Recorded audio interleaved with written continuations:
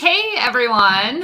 All right. We are going to hop into some of the stuff that's just happening in special education, and it's really becoming frustrating for many different people. Now, I know there's a lot of frustrating things that are happening. There's always a lot of frustrating things. Now, there's a lot of frustrating things because of this virus crisis and all the things that are happening because of that. But really, what I've been hearing a lot of are a lot of lose-lose situations. And what that means is that we know, for example, that we can't have in-person speech therapy. Okay? Like, let's just say, if your school's still shut down, if there's no plan, right? If you're in the 80% of schools that are shut down and nobody's doing, in-person services at this time, then that's a losing situation, right? As in, we're not going to get in person. But because somebody is being stubborn, we're also not getting maybe teletherapy. Okay. And when I say someone, I'm not even saying that it's one particular person. You guys know, if you've been here before, a lot of times when you go to someone who talks about IEPs, you have somebody who's either on the parent side or the school side. I'm on the child side, and a lot of people say that too, but I'm talking to everyone. Sometimes teachers are trying to provide, in this example, it'd be teletherapy, and the school's saying no. That's happening. Sometimes the school's trying to provide it, and the parent's saying no. So no. So we're not getting in person, and we're having this all or nothing mindset. We're having this stubborn mindset of, well, if I can't have this, then I don't want anything. All right, so that's making a lose-lose situation. That's not helpful. So can we work to try and find a win? Somebody says they can't hear me. Can somebody else give me a thumbs up if they can hear me? I'm going to check my camera or my microphone just to make sure. Should be okay. Should be all right. Wanda says she can hear me. So I want you guys to really think about if you're participating in a lose-lose conversation where it might be time to find a win. And I'm experiencing this myself. You guys know I'm the founder of the Master IEP Coach Mentorship. I want to say Wanda can hear me, Angie can hear me, Kelly can hear me. Thank you, thank you, thank you. Jessica, don't forget to click on the little sound button then. Let's talk about what Sarah has here. Sarah says, my son's not getting anything. I'm just going to go ahead and pull this up. My son's not getting anything but some printed packets from the teacher. Fortunately, his outside speech is still in person. Yes.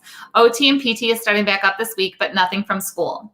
So, okay. So as a whole, you've got a lose situation, right? Where you're like, school not providing even what might be considered a reasonable amount of support or accommodations or services or attempts. But you have a win because you've got some other resources, and not all parents have that, but you've got that, and that's awesome. And I love that.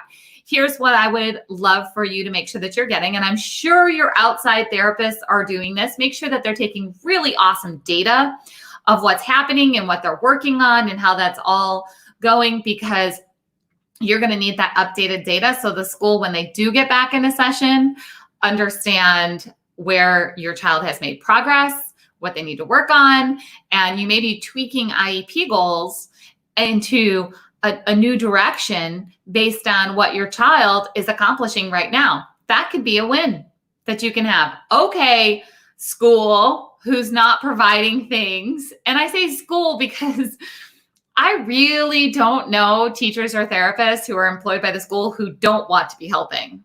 But I do know teachers and therapists who are in districts who are not able to help because of what's happening behind the scenes, kind of red tape in their district. Okay. And I'm not going to get into the red tape because that's a whole other conversation of that.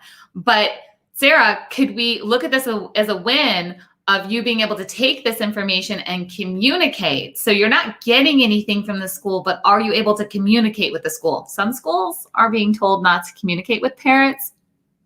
What? It's happening. Okay.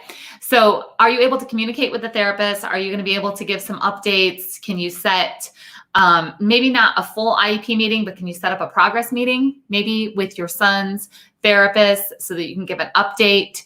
You can get that kind of on the record of what you're providing at home, so you can have that full conversation of, again, if things need to be updated or switched or those kind of things in there. So Sarah, I love that you have those resources and that you're having some in-person therapies. That's great.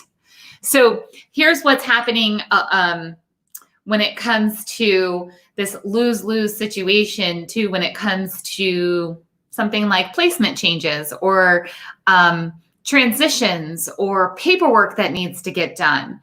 It's that it's becoming so overwhelming that one side, again, I hate the whole sides, right? That's why I have the special education inner circle. It's because we work together, okay? But it's that one side is shutting down or trying to be a dictator when it comes to what needs to happen next. And that makes it a lose-lose situation. So if you are shutting down a conversation because you're like, no, that's not good enough, or you're trying to dictate something of, it has to be this way, New Jersey. If you don't know what I'm talking about, just Google up New Jersey special education. Let's see, what would be another keyword? Probably just COVID. Just put COVID in there and you'll see what New Jersey is trying to get parents to sign. Like, it's some insane piece of paper. So I want you to look at what they're doing. So they're trying to be like a dictator of, like, everybody has to sign this before we'll give you services. That's a lose-lose. For any, parents or school districts that are shutting down that communication, that's a lose. You have to keep open communication. Sarah just said, I will work on that, meaning that she's going to work on getting that documentation and getting like a progress report meeting done with the school so that they can have updated data that's happening. We have to find the wins. We have to keep open communication. We have to stop arguing for things that literally cannot happen. Like, I know of situations, remember, I've been doing this for 2 decades. I got connections and I'm connected to different communities all across the country, which means I get a lot of feedback. I get a lot of emails from people that say things like, this is what my district said. Is this true? And there's a lot of false information that's going around. There's also a lot of people that are like, yeah, I got that email. I'm not even going to answer it. I'm not participating in that. If they can't do what I want, I don't want to talk to them. That is a lose-lose. So here's what I'm going to suggest that you do. So I just gave Sarah an idea there of, if you're having outside services, make sure you're communicating that to the school. I absolutely want team members to, maybe even informally, if your district's not requesting it, I want you guys to keep a journal of all the things that you're trying to do to provide a reasonable amount of support with the resources that you have. And parents, I want you guys to keep a journal and document of all of the things that you're doing to try to support your child with or without the school system. So all the things you're doing in the house, all the things you're doing with your outside resources, all the things that you've tried to do to communicate and collaborate with the school. We are going to have to document all of these things that are happening to make sure that we're on the, same page or as close to it as possible when school gets back into session, and we eliminate as many he said, she said as possible. Otherwise, we're going to be stuck in more lose-lose situations. I can tell you right now that that's where things are going. There's going to be a lot of conversations in the fall. And I do know that districts are getting prepared for that. They're getting prepared to defend their actions over this time. I don't want you in that he said, she said kind of fight or lose-lose situation. I want you in the place where you can say, listen, this is what you guys tried. This is what we tried. This is what we did. This is where we're at. This is how we need to move forward. Now, moving forward doesn't mean that, maybe you do need some compensatory education. Maybe you do need some more intensive services when you get back. Maybe you do need some type of remedy to what's happening. But if you clearly document things and you don't shut down the conversation, and you keep the conversation going, and you have the documentation, and you try to find the wins of where can you even find the tiniest wins. Like when, Sarah here is going to go get a progress report meeting, so she can share data. That's a small win. I understand it's not ideal. I understand it's not appropriate, which is what we use in our special education law, right? Appropriate. So it's not appropriate as a whole of providing an education, but it's a small win that we can take to make sure that we're set up as best as possible for when school does get back in. That's where we're really trying to focus, especially as master IEP coaches. So if you guys are curious, like I'm an official like work at home gear, yoga pants, oversized sweatshirt. Hop on over to masteriepcoach.com. And that's where I'm working with master IEP coaches who are parents, teachers, admins, and therapists on how to get through this crisis, how to move through it, because we have to get over the shock that it happened. It happened, y'all. It happened. We're here. It's not great. It's not going to be great for a while. We're not going to be able to provide this appropriate education according to what appropriate meant just a few, months ago. But we do have to be reasonable with each other, and we need to have the documentation, and we need to be ready to move forward to whatever forward means. I don't know what forward's going to mean. I'm not going to guess. None of us know what forward's going to mean. I know what I hope that it means. I know that I hope that our kids can get back on school campuses and, get back to, and when I say school campus, I mean all campus, right? From preschool on. I hope the kids can go back, but we have to be prepared. We need ESY plans. We need distance learning plans. We need all of these things done. And if you shut down the communication and you just decide this didn't work, then we're not going to get to a solution eventually. We're not going to find those wins. So please keep your communication open when it comes to what's happening right now and what needs to happen next. And you know what? I know that you're tired. I know that you wish that it wasn't happening. I know that it's confusing. I know that you don't know, necessarily what to document and who to communicate to and what's happening. So I'd love to help walk you through that. In fact, I will put up here. Let me find it. You can go to, I'm going to give you this one, IEP Masterclass.com. And you can actually come into the IEP Masterclass, see if it's right for you, for no cost, for 14 days. And then if it is right, then you become part of the inner circle. And that's where I coach people through all of these lose-lose situations and turn as many as possible into wins. In fact, something that I'm going to be coaching everyone through in just the next week is going to be how to write a parent concerns letter that builds the team, not breaks them. Meaning that when I teach parent how to write a letter, I actually want teachers to learn it too, because this is an awesome way to communicate and get things documented and move forward to those wins. But we're going to be talking about what are reasonable expectations for ESY, because there's some really ugly things that are happening when it comes to planning for ESY. And I don't mean ugly as in mean or malicious. I mean ugly as in because of distance learning, ESY is becoming more complicated than before. And we've got teachers who are going to be teaching students who have never met them before in person, nor are they going to get a chance to meet them in person. And they're going to do everything digital. And it's going to be quite the uphill battle. So again, getting things documented, making sure that you're very clear, that you're finding the wins where you can, because ESY is not going to be what it was before. Most of you guys weren't even happy with ESY before. And again, that means parents and teachers not happy with how ESY was before. And now we have something even more confusing, more challenging that's coming. Let's see. We have, Sarah says, me also, my son needs a socialization. I'm so afraid that this is going to set him back big time with separation anxieties. I get that, Sarah. So she's worried about when, her son's home and now, they work through separation anxieties and now he's home. So now it's like, okay, when it's time to go back, are we going to have to go through this? Sarah, I will tell you that majority of the time, I'm just going to make a generalization. I could be wrong, but I will tell you from experience that you've gotten through it before, and the second time is usually not as hard when it comes to kind of getting back to baseline. Okay. And, working on independent skills. This is something that I would love for you to go ahead and tell your kiddos therapists. I was just reading another comment. I'll show it to you in a minute.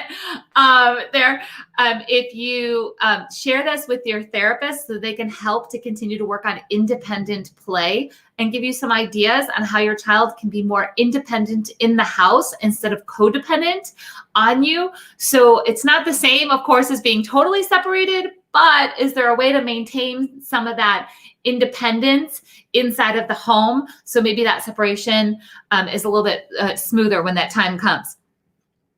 So Kiki is a master IEP coach. I'm actually going to put, I'll give you that link in a minute. That's at masteriepcoach.com.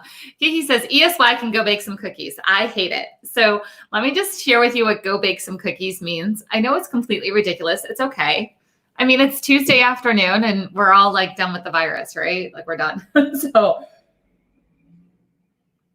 Kiki was in this Master IEP Coach Mentorship when just this last session. The next session is coming up in June, and I'm actually doing crisis coaching right now.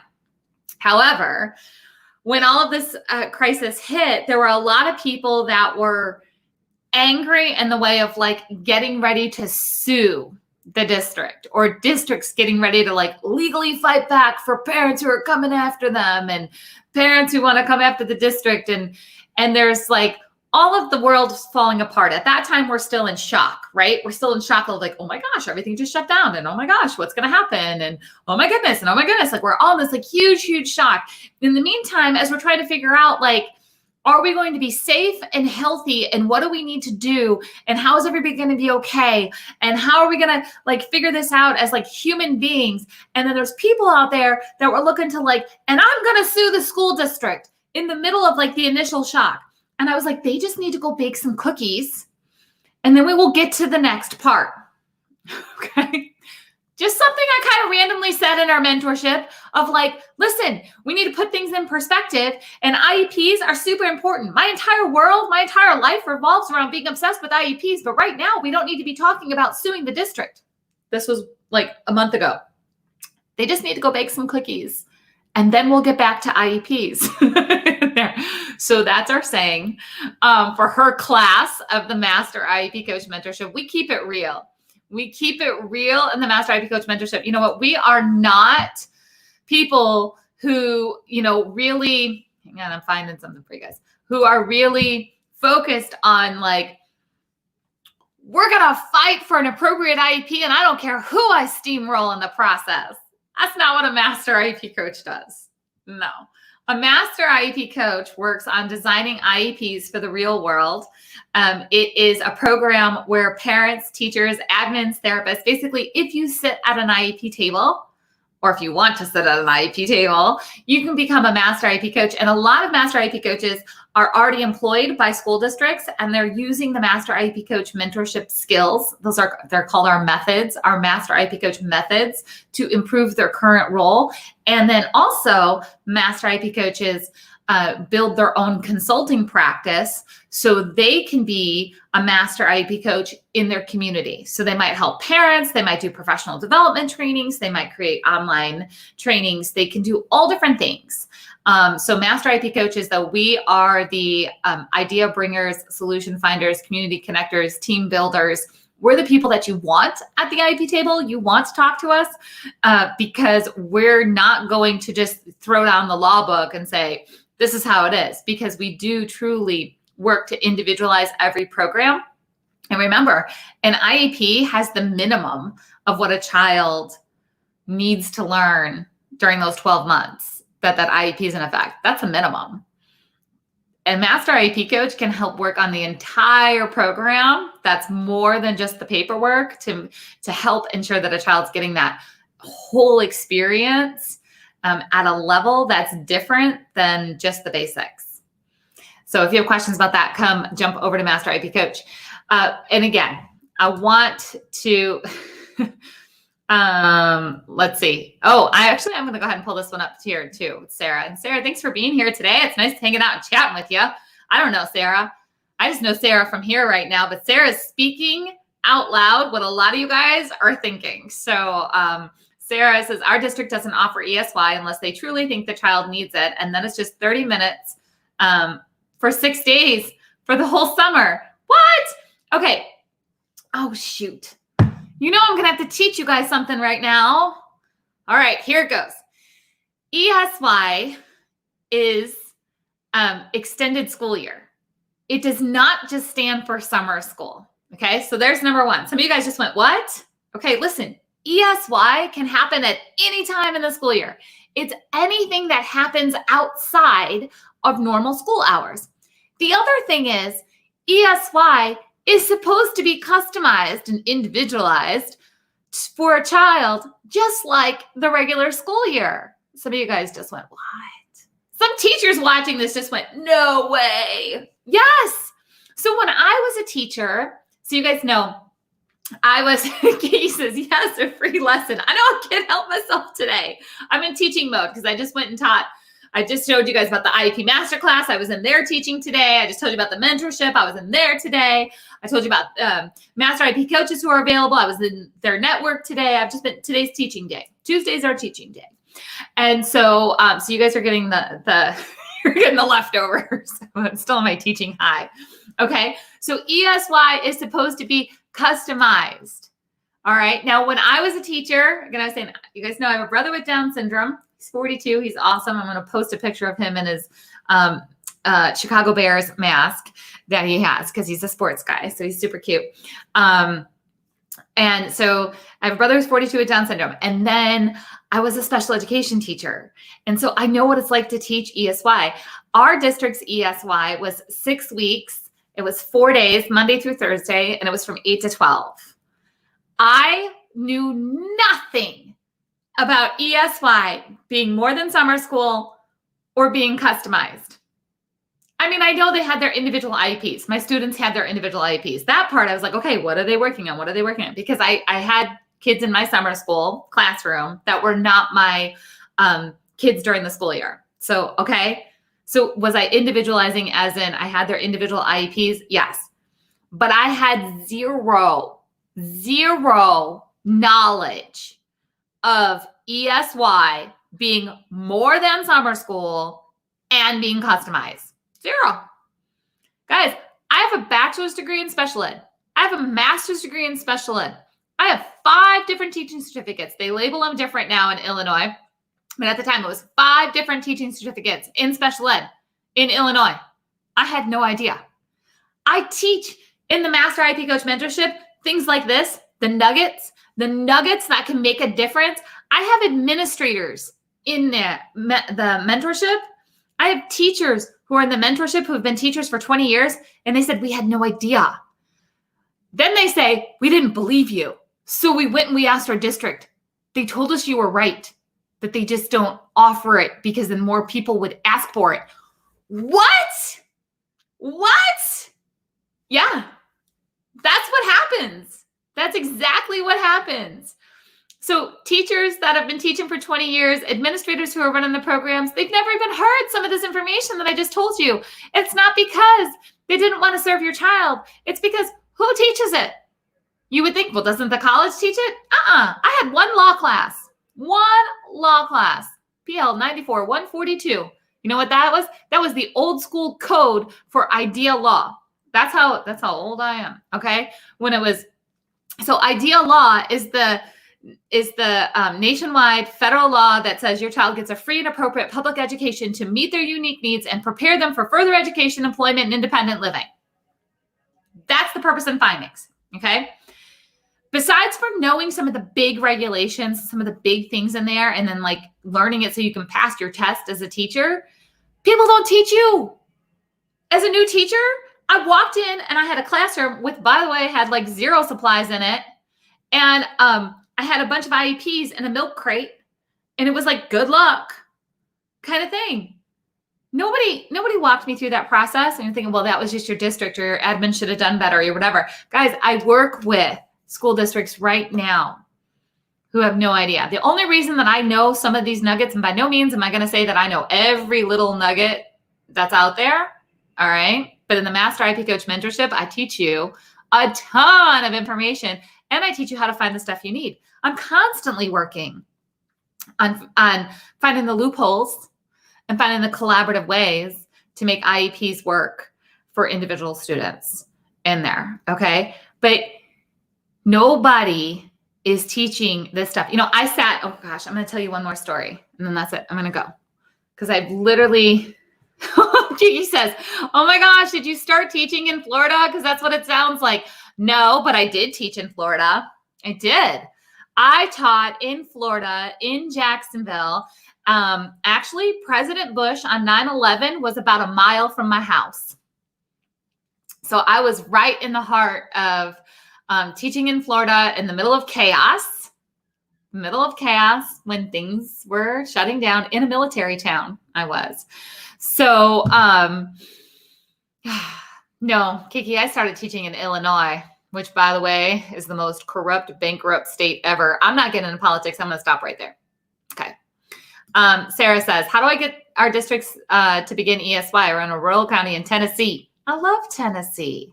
I need to know how to get this started. Sarah, will you come over I will help you get it started. I have to give you some letter templates and teach you how to write a parent advocacy letter that makes sense for them to pull the trigger and do something a bit more direct with some direct information. I'm actually, I'm looking down because I have Post-it notes here of all the things I have to do. And I'm actually going to be writing one about ESY and for this climate. Because here's the thing, the letter. So here, you're going to go here. Where's my, here we go. Sarah, go here to the IEP Master Class. And next week, I'm going to have a template for you specifically for this culture that we're in right now of virus chaos, okay, of having reasonable expectations for ESY. You guys have heard me say that word reasonable a few times. I'm not going to get into all the reasons why right now in this one because we're going on like 30 minutes here in that. But we have to have reasonable expectations. And I'm all about that, but we have to get things in writing and I'm all about that. And I'm all about some customized ESY and figuring all that out. So Sarah, come in to the master class. And then when you come into the master class, here's what happens. You get a login. We get to log in and see your class. Okay. That class is 100% learn at your own pace. It's like a buffet of IEP information taught in real world, like no different than I'm teaching right now. It is not a class where I'm going to put up slides and go over boring idea log codes and that kind of stuff. No, this is, okay. So I'm teaching you all different things from inclusion to 10 questions to ask at the IEP meeting to all those things. That's the class. Okay. Go at your own pace.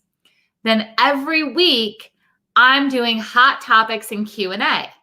And this week our hot topic included some ESY things, which is why I'm building a specific resource about ESY and writing a parent input letter under our current climate for ESY expectations and how to keep them reasonable, yet still work towards getting something customized or individualized in there. So Sarah, I hope to see you inside of that masterclass. On that note, you guys, as always, we hit a ton of topics that I didn't plan on talking about, but I'm so happy to have you here.